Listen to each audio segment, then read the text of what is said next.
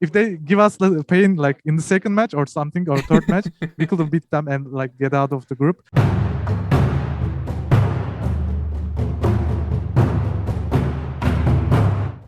Hi everyone, this is Tom reporting from the Mid-Season Invitational, and with me here is Farfetch, the support player of Istanbul Wildcats, who unfortunately did just lose their game against Pain Gaming and finished last in the group. But first of all, talking about the game specifically, Farfetch, that was crazy. That was all over the place.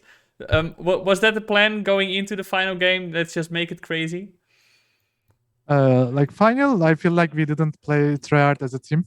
Therefore, we lose. We should have been Pain like easy. Like first game, like we couldn't win because our team player and me, including me, was excited. And this time it was like mental boom, I think. Yeah, after the PSG game. Mental boom. Yeah, I can imagine so, especially when you've been eliminated. It's obviously very rough. But can you just talk to me about heading into the day? It's obviously a very tough task ahead of you when you are playing with an 0-3 deficit and have to win all of your games to make it through. So can you tell me a bit about what the plan was heading into the day? Plan was like 4-0 with the tiebreak game. We like as a team we didn't give up till the PSG game, and we try our best, but we lose the PSG game unfortunately. Yeah, but I'm talking more about any specific strategies. Was there anything you saw in your first 3 games that you thought, okay, this is what we need to focus on? We couldn't adapt the mid jungle meta, I think, and a little bit support meta. But I think we adapt support meta after the like first game or second game, against Mad Lions game. We adapted, but mid jungle we couldn't adapt the new champions. We were like playing good at scrims with that champions with the team, but we couldn't show them at the stage. And we basically changed we just tried to play it like 11.6 patch. That's it. Right. So that was the plan heading into this, and I can imagine that still, even though you have to beat all 3 opponents, did you still mostly focus on your first game of the day mentally for yourself, or were you taking a step back and looking at it more at a broad perspective?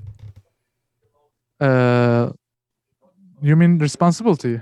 No, I mean that heading into the day, were you very focused on that first game to start, or did you keep in your mind, okay, I have to play all these games?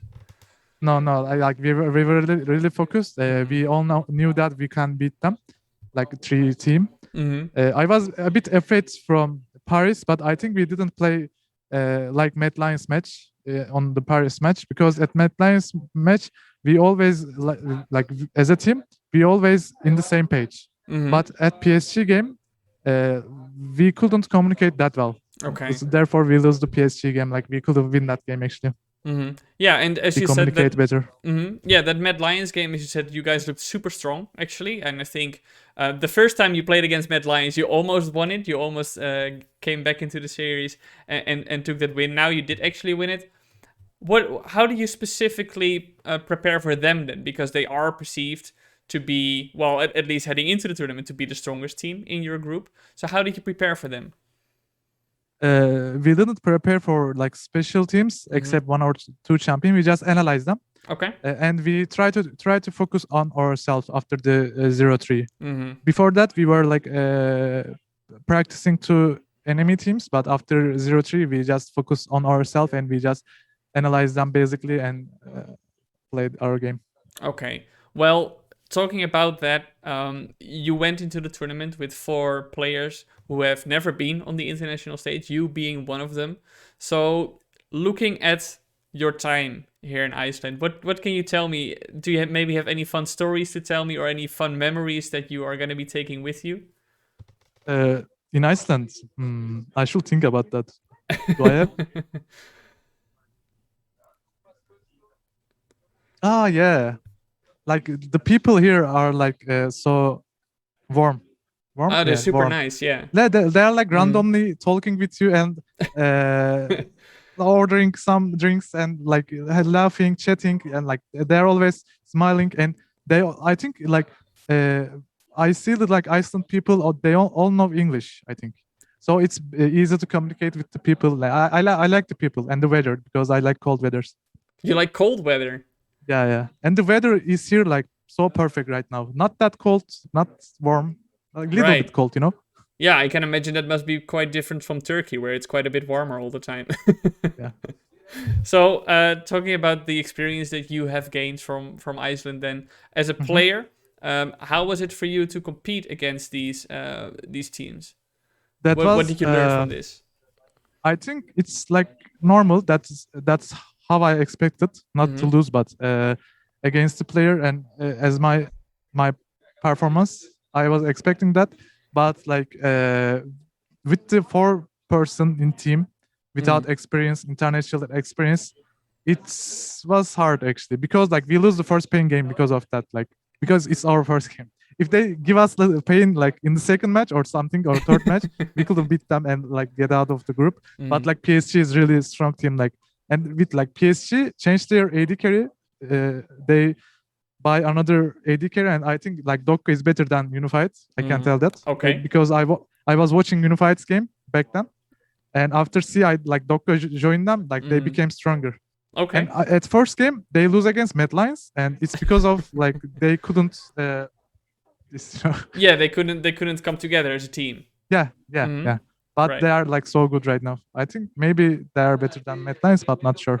Yeah, well, we're about The to same find maybe. out. Now, at this moment, we're conducting the interview. They are about to play the game against each other, the return match. But for you, how do you walk away from this MSI? I can imagine that you're still disappointed with the result overall, but um, are you taking lessons from this, and are you gonna use the experience that you've gained going forward? Yeah, of course I'm getting lessons because like a whole in my career I couldn't take responsibility as a like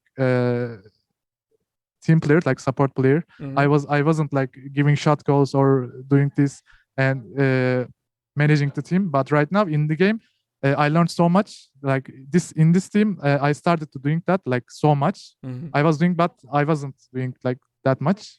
And right now I'm like less learning a lot, and I will like probably prove that at Worlds. I can tell that. Okay, Farfetch. Well, to round up the interview, is there something that you'd like to say to the Turkish fans who supported your team all the way through and will support you on your future adventures as well? First of all, thanks for like supporting us till the end because like till the uh, till the end they really supported us. When we are like 0-3, they keep the sport. And thanks for that, everyone. And I'm sorry we couldn't pass the group phase. I hope I can see everyone in the Worlds 2021. All right, Farfetch. Thank you so much for joining me. And Thank I you. hope for you as well that we'll see you back at Worlds. Thank you, man.